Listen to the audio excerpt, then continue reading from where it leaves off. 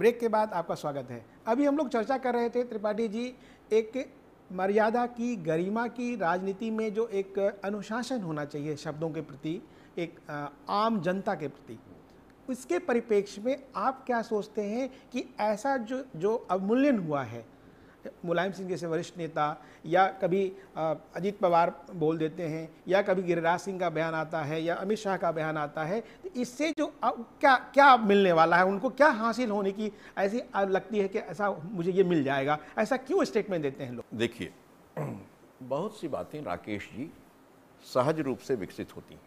जैसे चुनाव की जो आचार संहिता है, इसके लिए कोई कानून थोड़ी ना बना है, ये तो स्वतः विकसित हुई है। चुनाव आयोग ने इसको विकसित किया। चुनाव आयोग एक संवैधानिक संस्था है। उसी तरह मैं समझता हूं कि चुनाव आयोग को इस तरह की शब्दावली, भाषा और विचार के प्रयोग को रोकने के लिए कुछ और प्रावधान करने पड़ेंगे। ये चुनाव आयोग की जिम्मेदारी है और सभी राजनीतिक दलों को चुनाव आयोग की मदद करनी चाहिए। आप अभी एक राजनीति में एक और दशा दिशा जा रही है, व्यक्ति पर एक राजनीति और जन पर एक राजनीति, और राजनीति व्यक्ति पे आके केंद्रित हो गई है। आपको क्या लगता है कि भारतीय लोकतंत्र में व्यक्तिपरक राजनीति को बढ़ावा देना चाहिए, या लोकतंत्र जो लोकपरक राजनीति उसको देना चाहिए? व्यक्तिपरक राजनीति जब भी बढ़ी है, लोकतांत्रिक मान्यताओं का हनन हुआ है। आप भारत में इमरजेंसी को ले लीजिए, आपातकाल को ले लीजिए, पूरे लोकतंत्र के ऊपर तानाशाही हावी हुई और भारतीय जनता ने उसे नकार दिया। लोगों ने देश के जब 77 में चुनाव हुआ तो उसे नकार दिया। इसलिए ये जो नया व्यक्तिवाद उभरा है, हाँ, पूरा का पूरा चुनाव प्रचार एक व्यक्ति पर केंद्रित हो गया है, किसी पार्टी और विचार पर नहीं। वह लोकतंत्र के लिए घातक है। ये सही दिशा की राजनीति नहीं है। जहाँ कहे मोदी की बात करें, नरेंद्र मोदी की, व्यक्तिपरक की, लेकिन उसी तरह से एनसीपी में भी शरद पवार जी केंद्रित राजनीति है, कांग्रेस में सोनिया गांधी और राहुल गांधी केंद्रित राजनीति है, सपा में मुलायम सिंह केंद्रित राजनीति है, बीएसपी में मायावती हैं। तो ये जो जिस तरह का उभार हो रहा है, लोग उसको स्वीकार कर रहे हैं, इससे देखिए कैसे निजात पाया जा सकता है? पार्टियों में अगर आप वामपंथी दलों को छोड़ दें तो सभी दलों में नेता रहे हैं। पिछले चुनाव में भी जब भारतीय जनता पार्टी जीत कर आई और अटल जी प्रधानमंत्री हुए तो उसमें भी नारा यही था, अब की बारी अटल बिहारी। लेकिन उसमें आडवाणी जी थे, उसमें पार्टी के तमाम नेता थे, एक सामूहिक नेतृत्व उस पार्टी को लेकर चल रहा था। अभी मैंने मजाक में एक साहब से कहा, एक मीटिंग में लोग बैठे हुए थे, पत्रकार भी थे, मैंने कहा आप लोग जरा गुजरात के 2 मंत्रियों का नाम लीजिए, और आपको सुनकर ताज्जुब होगा कि उसमें से सिर्फ 30% लोग ऐसे थे जिनको गुजरात के 3 मंत्रियों का नाम मालूम था, बाकी सबको नरेंद्र मोदी। तो जो इस तरह का व्यक्तिवाद है, जो बाकी सबको पीछे ढके हुए और सिर्फ एक व्यक्ति को आगे रखे, ये भारतीय जनता पार्टी में पहले नहीं था, ये पहली बार हो रहा है। मतलब ऐसा लगता है कि भाजपा का कांग्रेसीकरण हो गया है? कांग्रेसीकरण विचारधारा पे होता तो अलग बात थी, मगर जो संस्कृति पे, कार्यशैली में कांग्रेस से और खराब स्थिति वो भारतीय जनता पार्टी। मतलब आप मानते हैं कि कांग्रेस की कार्यशैली जो है जनपरक नहीं रही है?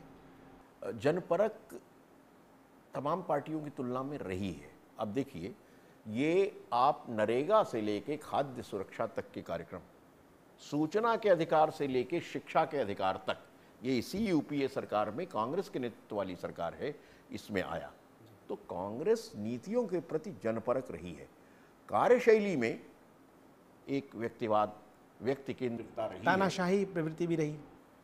तानाशाही प्रवृत्ति इसलिए नहीं कहेंगे कि ये तो अभी कांग्रेस 10 साल से केंद्र में राज कर रही है, बहुत सारे राज्यों में नहीं कर रही है। नहीं, 60 साल टोटल देखा जाए तो 60 साल तो कांग्रेस का। उसमें 60 साल में कहाँ तानाशाही थी? अगर आप इमरजेंसी को छोड़ दें तो लोकतांत्रिक चुनाव थे। 67 में भी कांग्रेस तमाम राज्यों में चुनाव हारी, इंदिरा गांधी ने भी अल्पमत सरकार चलाई, ये भी आप देखिए। तो लोकतंत्र के विभिन्न रूपों में कांग्रेस चलती रही। इसलिए कांग्रेस का रूप चूंकि स्वतंत्रता आंदोलन से उपजी पार्टी है, इसलिए भारतीय जनता पार्टी से गुणात्मक रूप से भिन्न है। एक बात आती है गवर्नेंस की। अभी संजय बारू उनके मीडिया सलाहकार ने पुस्तक लिखी, फिर एक एक्स कोल सेक्रेटरी हैं पीसी पारेख, उन्होंने पुस्तक लिखी। तो एक तो पुस्तक लिखने की जो एक शैली है कि पहले आप शासन में होते हैं, इस तरह से पुस्तक लिखने की जो परंपरा है, आपको लगता है कि जो लोग सरकार में हैं, जो सरकार में होते हैं, उसके बाद हटते ही अपने स्वार्थ के लिए लोग के नाम पे, आम जन के नाम पे पुस्तक लिखते हैं? तो पहला प्रश्न है कि ऐसी पुस्तक लिखने चाहिए या नहीं लिखनी चाहिए? नहीं, देखिए, पुस्तक लिखने का अधिकार सबको है। संजय बारू तो मेरे मित्र हैं, वर्षों से मेरे मित्र हैं, आज की बात नहीं है। पुस्तक लिखने का अधिकार सभी को है और उस पर टिप्पणी करने का भी अधिकार सभी को है। हाँ, पुस्तक के प्रकाशन के समय पर विशेष चर्चा हुई कि पुस्तक अभी क्यों, इसके पहले क्यों नहीं, या इसके बाद क्यों नहीं। तो अब जो पुस्तक में मुद्दे उठाए, दूसरा सवाल है, संजय बारू ने, उनसे आप सहमत हैं पारेख साहब ने जो दोनों उठाए? नहीं, उस किताब को जब लिखना शुरू हुआ था तब से हम लोग बहुत सी बातों पर बहस कर रहे हैं संजय बारू से। चुनाव की वजह से अभी मैं पुस्तक को पूरी तरह पढ़ नहीं पाया हूँ। जो अखबारों में निकला है वही मैंने देखा है। वो बुनियादी बात जो कही गई है पुस्तक में, वो मेरे हिसाब से सही नहीं है। प्रधानमंत्री तो डॉक्टर मनमोहन सिंह हैं। अब ये कहना कि प्रधानमंत्री को कमज़ोर कर दिया और वो 10 जनपद से सब कुछ होता था, ये मुझे सही नहीं लगता। क्योंकि कोई भी फाइल का जो मूवमेंट होता है, ये कहना कि पहले वहाँ जाएगी फिर यहाँ आएगी, ये सिस्टम में ऐसा होता नहीं भारत सरकार के। नहीं, सिस्टम में नहीं होता है, लेकिन जो एक अलिखित नियम है और एक अलिखित जो बातें होती हैं, जिसे हम लोग अपनी पत्रकारिता की भाषा ऑफ द रिकॉर्ड बोलते हैं, तो उसमें जो उन्होंने सवाल उठाए हैं उसका एक भी जवाब पीएमओ की तरफ से पंकज पचौरी ने खंडन करने की कोशिश की, लेकिन उन सारी बातों को वो नकार नहीं पाए। देखिए, ऐसा है कि उसको कोई नकारने की आवश्यकता नहीं है। देखिए, एक बात क्या होती है कि कोई भी सरकार है वो अपनी पार्टी से बातचीत तो करती है तमाम मसलों पे। वो चाहे लेफ्ट फ्रंट की सरकार रही हो बंगाल में इतने दिनों तक, पहले पार्टी में बात होती थी सीपीएम में, फिर वो सरकार उसको पास। लेकिन जो संजय बारू की किताब है और पीसी पारेख की किताब है, जो उन पे आरोप लगे, उन आरोप के परिप्रेक्ष्य में देश में जो गवर्नेंस की जो दुर्गति हुई, उसको लेकर आप क्या बोलते हैं, क्या कहना आपका? देखिए, यूपीए 1 तमाम दबावों के बीच भी काम करते हुए ज़्यादा वोट ज़्यादा सीटें लेकर आया। मनमोहन सिंह जी की कितनी प्रशंसा हुई 2009 के नतीजों के बाद, ये आप सबने देखा है। आज ये 2009 से 2014 में स्थिति गुणात्मक रूप से बदल गई, ऐसा मैं नहीं मानता। राष्ट्रीय अंतर्राष्ट्रीय परिस्थितियों के कारण महंगाई बढ़ी, तमाम सरकार में जो घोटाले हुए जिसके कारण लोगों को सजा दी गई, लेकिन भ्रष्टाचार एक मुद्दा बना, ये कारण है। और 10 वर्षों के राज के कारण जो होता है, कोई भी शासक दल या शासन करने वाला गठबंधन, वो एक ऐसी परिस्थिति में आता है जहां वो विपक्ष की भाषा तो नहीं बोल सकता, उसे अपने शासन के प्रति पूरी सजगता से दृढ़ रहना पड़ता है। विपक्ष की भाषा ऐसी परिस्थितियों में और उनका राजनीतिक रुख बड़ा आसान होता है, क्योंकि वो हमलावर होता है। उनकी जिम्मेदारी होती है कि सरकार पर हमला करो, और चूंकि 10 साल हो गए हैं इसलिए परिस्थिति अनुकूल विपक्ष के लिए लगती है, इसलिए हमला और तेज होता है।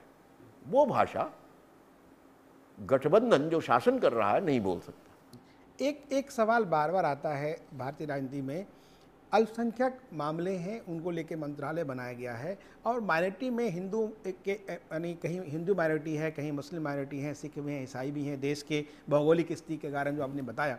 लेकिन बार बार मुसलमानों की बात आती है, मुसलमान वोट किधर जाएगा या किधर आएगा? ये स्रोत तो आप लोग होते हैं, विभिन्न राजनीतिक दल, हम उसको मीडिया वाले उसी तरह से हाईलाइट करते हैं। ये मुसलमान वोट को लेकर के, ये वोट बैंक की बात जो कही जा रही है, उसको लेकर आपका क्या सोच है, और क्या ये मानसिकता खत्म होनी चाहिए, नहीं होनी चाहिए? ऐसा है, अगर आप भारतीय राजनीति का राकेश जी विश्लेषण करें, बड़ा आपको अचरज होगा कि मुसलमानों ने या किसी भी समुदाय ने किसी एक ही दल को वोट नहीं दिया है। आप देख लीजिए वामपंथी सरकार को बंगाल में, जहां 30% के करीब मुसलमान हैं, वोटर हैं, हमेशा मुस्लिम वोट मिलता रहा।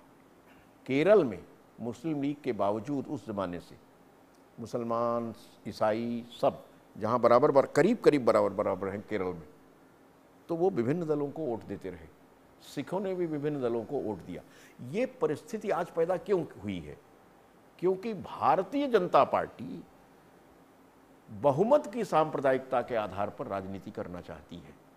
इसलिए अल्पसंख्यक और बहुसंख्यक के बीच एक दरार पैदा हुई है, एक दीवार पैदा हुई है। इसके लिए बीजेपी जिम्मेवार है। इसके लिए मैं जरा स्पष्ट आपसे कह दूं, क्योंकि देश की बात हो रही है, भारतीय जनता पार्टी तो जिम्मेदार है ही, लेकिन जो धर्मनिरपेक्ष दल हैं वो भी जिम्मेदार हैं, क्योंकि उन्होंने पूरी दृढ़ता से धर्मनिरपेक्षता का पालन नहीं किया। मतलब कांग्रेस समेत सभी दल जिम्मेवार हैं उसके। जी हाँ, हम नहीं जिम्मेदार होते तो भारतीय जनता पार्टी इतनी ताकतवर कैसे होती?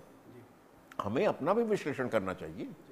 मतलब लग रहा है कि मोदी ताकतवर हुए हैं, पहले की तुलना में हो रहे हैं। नहीं, मैंने एक वाक्य में कहा कि मोदी की कोई लहर नहीं है, मोदी का जहर जरूर है। अच्छा, मोदी का जहर है। हाँ, वो कह रहे हैं जहर की खेती कांग्रेस ने की है। वो गलत कह रहे हैं ना। उस पर तो मैं उनको कहता हूँ, गालिब के ज़माने के एक बड़े शायर थे उर्दू के, नवाब शेख्ता साहब, उनका शेर है, जब बीजेपी बहुत पवित्रता की बात करती है तो हम उनसे ये कहते हैं कि ये शेख्ता साहब का ये शेर है कि इतनी न बढ़ा पाकिए दामा की हिकायत, इतनी न बढ़ा पाकिए दामा की हिकायत, दामन को ज़रा दे ज़रा बंदे कबा देख। यानी अपनी पवित्रता के दामन की इतनी कहानी मत बढ़ाओ, अपने दामन को तो देखो, ये जो कपड़ों से ढका हुआ है इसके पीछे कितनी खराबी, कितना खून, कितना भ्रष्टाचार छिपा हुआ है। धन्यवाद त्रिपाठी जी, हमारे देशवाद कार्यक्रम में आए, इसके लिए आपको बहुत बहुत धन्यवाद, आपका शुक्रिया। ये थे राष्ट्रवादी कांग्रेस पार्टी के महासचिव देवी प्रसाद त्रिपाठी जी। अगली बार आपको हम एक नई शख्सियत से रूबरू कराएंगे। तब तक के लिए नमस्कार, धन्यवाद।